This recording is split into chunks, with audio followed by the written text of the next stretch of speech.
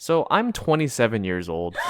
Okay, come on, that's not even that. And I like watching slice of life romance anime. I always have, and I probably always will. But what I don't like as much is watching these shows and then immediately turning into dust because some of these kids are literally half my age. And of course, there's a lot of these. High school, high school, high school, high school, middle school. And I'm not even dogging on the high school romance anime genre. These shows are amazing, they're adorable, and okay, I have to be careful how I say this. I love anime that happen to have high schoolers. I don't love high schoolers. I also don't think you necessarily have to relate to something in order to enjoy it. I love Vinland Saga, but nothing in my life has ever really resembled that shit even a little bit.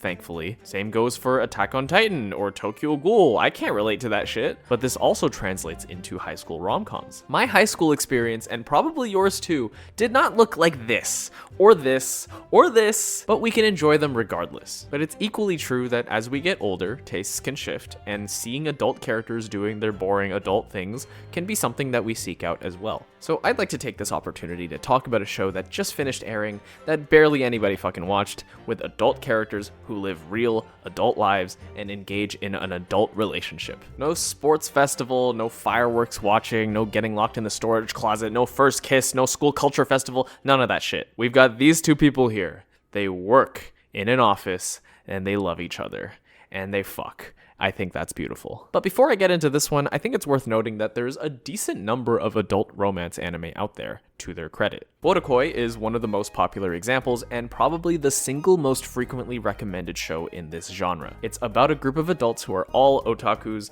and they like to do nerd shit on the side when they're not working. It's funny, it's charming, it's just a good time. And as for the romance, the relationships are more or less already established by the time the show starts. So instead of seeing the relationship build up and then ending the show right when the couple finally gets together like we get way too often in high school romance shows, this show gives a lot more peeks into the actual relationship itself. What daily life looks like, how the characters care for each other, and how they balance their relationship with work and hobbies. Now, another way to interpret the word adult when we're talking about adult romance shows is depression.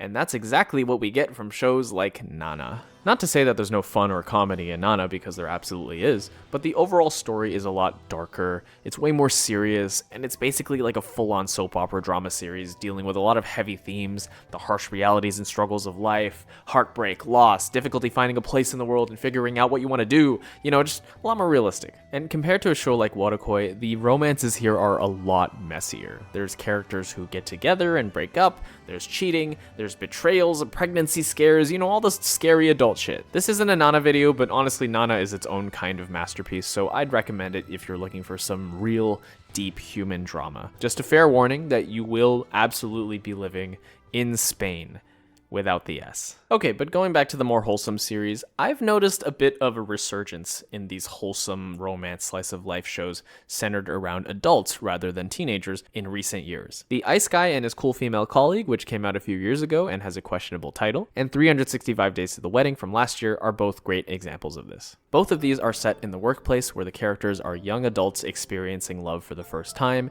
and both series have characters who are just dorky as shit and really lovable. They both also have gimmicks, so Ice Guy is technically kind of like a fantasy series where some characters are descended from spirits and have certain kinds of magical powers. The main character, the Ice Guy, is, well, he's an ice guy. Basically, his emotions are connected to his snow and ice powers, so emotions like love tend to cause snowstorms right on top of him wherever he goes. Honestly, other than that though, the show kind of just functions exactly like a normal, wholesome, slice-of-life romance show.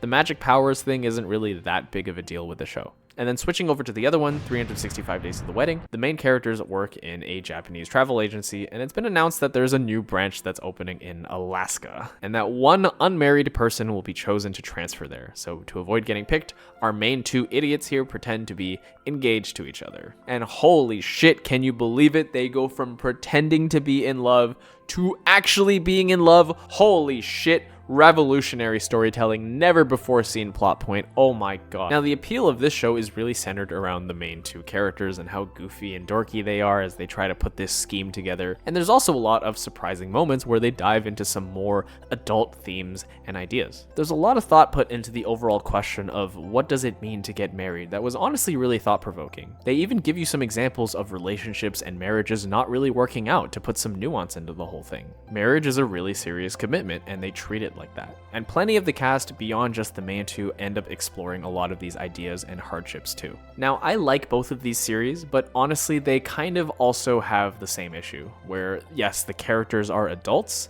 in an office environment instead of school, but looking at the way they act, you could honestly also just put them into a high school show and they wouldn't really seem out of place at all. Not to say that adults aren't allowed to be shy or anything, not at all, because there's absolutely a lot of validity towards representing adults who don't quite feel like adults yet. Myself included. People who have technically grown up but don't really feel like it, and people who never really got to experience romance when they were younger. The one exception is Rent a Girlfriend, which goes too far because that shit is technically an adult romance, except the characters are like 2 years old with how they behave. Oh my fucking god. So maybe it's not really an issue, but I'd still like to see more adult romance shows that have older characters with a more normal, healthy relationship. And that's exactly what this last show is. I have a crush at work, also known as Can You Keep a Secret, or Kono kaisha ni suki na hito ga imasu. I tried. Is an anime that just came out this year, and it's based on a manga series that I love and have been casually following for a few years now. And to summarize why I like it, this is one of the most accurate depictions of a normal, healthy, modern relationship I have ever seen in anime and manga. The story itself is pretty simple. These two, Yui and Masugu, have been working at the same company for years. They start out as these kind of workplace rivals, but as they get closer, they fall in love and decide to start dating. But the big twist, oh my god, is that they want to keep their relationship a secret. Not because the company doesn't allow it or anything, it's basically just because it's kind of annoying if your coworkers know you're dating. Which, yeah, valid. And the show basically just follows them as they live their lives, try to advance their careers at work, and explore their relationship together while also trying to hide it from others. And there's also some side characters and a side ship going on, but for the sake of simplicity, we're just going to focus on the main one. It's not really the spiciest, juiciest story. There's no massive, dramatic revelations. It's just a relatively chill story about two people in love. And also about working. Like, a lot about working, work culture, and both Yui and Masugu trying to achieve their career goals and motivating each other to do so. Of course, there's also a lot of fun and silly moments that come from when they're pretending to not be a couple in front of other people at work. Like at work, they're still pretending to be rivals, so they're all like, fuck you. And then the moment they get home, it's like, I would like to fuck you.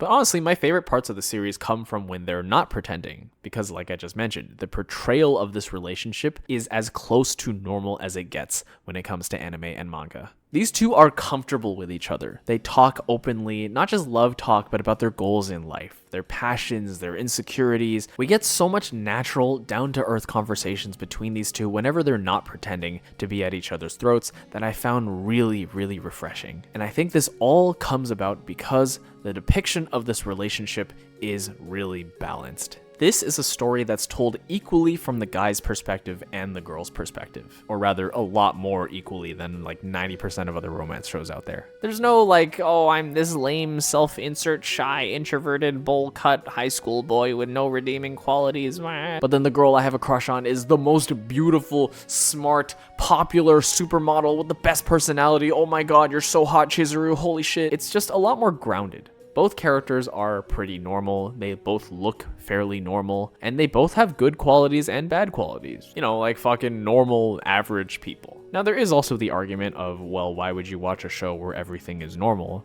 And my answer is, fuck you, I like slice of life. But the way that the show builds up a meaningful relationship is by actually building up each individual person's life. For example, Yui in particular is shown struggling at work from time to time, trying to push her products out but failing, but still wanting to improve, and she ends up confiding in her boyfriend whenever things get tough and she's looking for more support. She doesn't need him or rely on him heavily to fix her problems for her because these problems are still her own, but he's there to be a source of confidence and support for her. These two are not completely codependent. They're two individuals with their own lives, their own goals that are enhanced by being with each other. which I think is a really healthy way to portray modern relationships. It's not that they can't live without each other, but having each other certainly makes things better. And now there's one last thing I wanted to talk about, and that's fucking sex.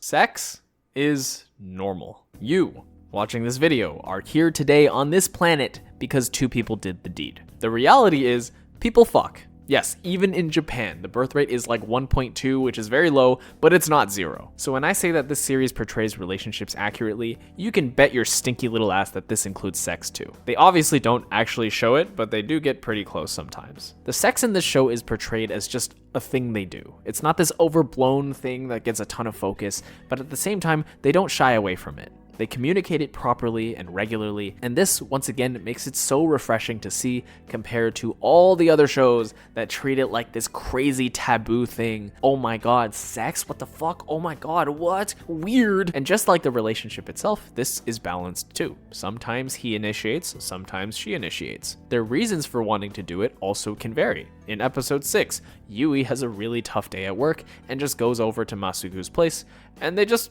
fuck. Just to kind of help clear her mind. And then they have like this post-coital conversation afterwards where they just talk more about her day. It's not this huge emotional buildup leading to a big climax. It's just, fuck, I'm stressed. Let's fuck so I can be less stressed. In other words, the show has casual sex, which a lot of other romance anime are too afraid to portray. So yeah, I like how they portray sex in this show. It's normal, it's casual, it's natural, and it's hot. Like, it's pretty hot. As a bonus. Now, this show isn't even really a particularly standout anime. The reviews are okay, the voice acting and music are fine, the production is pretty average, the animation is just alright. Like, there's not really too much going on. Like, there's no single point while watching this where I was like, holy shit, this is blowing my mind, which is fine. This is not Aki making coffee in Chainsaw Man. We don't really need that here. Shows like this aren't really meant to blow your mind. They're not really meant to keep you on the edge of your seat, but I just kind of find them nice to watch, and I wish we had more of them. But yeah, the portrayal of this relationship ever since I started reading the manga years ago was what stood out to me so much, and it's what's kept me a fan of this series ever since.